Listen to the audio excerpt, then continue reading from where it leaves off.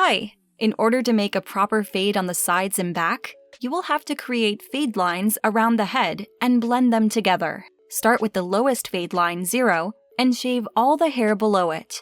Fade line 0 starts slightly above the top of the ear and curves down along the occipital bone at the back of the head.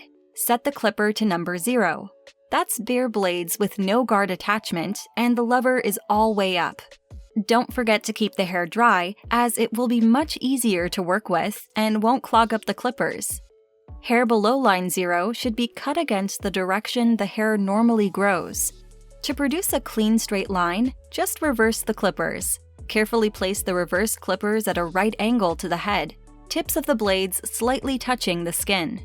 Tidy up the edges in order to make this cut as clean as possible. Take your time with this step and make sure that no patches are left behind. Do the same on the other side and always remember to check both sides. Doing this will ensure a symmetrical haircut. Don't forget to clean up any stray hairs on the neck below hairline.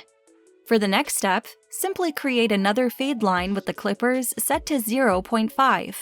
This new fade line should be about half an inch above the 0 fade line. Set the clippers to 0.5.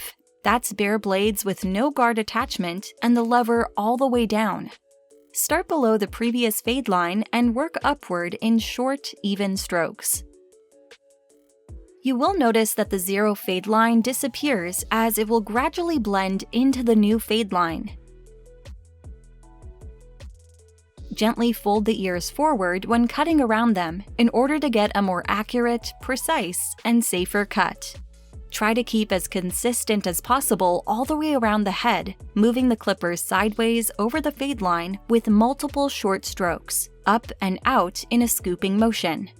And remember to shave against the direction of hair growth. This will guarantee a smooth fade transition. Next, for the 1.0 fade line, simply repeat the process again, another half inch higher on the head, with the clippers guard attachment number 1, but this time with the lever up.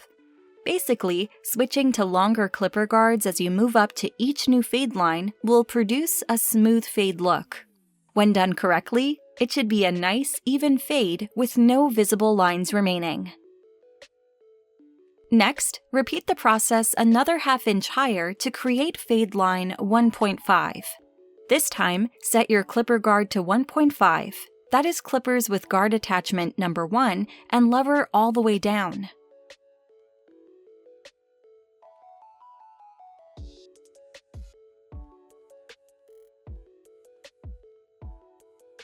For the final step, we use guard attachment number 2 and keep the lever up.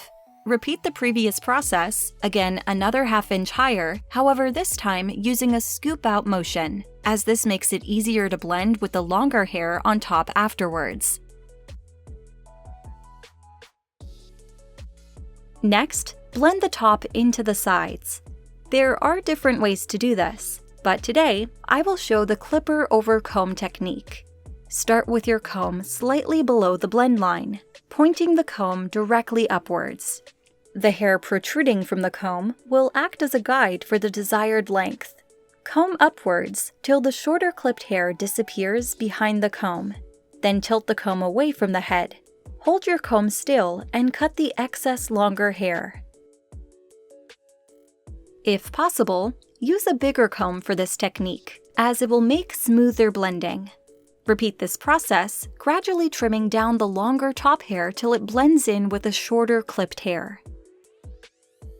Be careful and cut a little bit less than needed. Instead, repeat the process to acquire the desired length. If you prefer, you can use scissors for blending. Check my other videos for scissor over comb technique. Thank you so much for watching. I hope you enjoyed this haircut tutorial and maybe learned something new.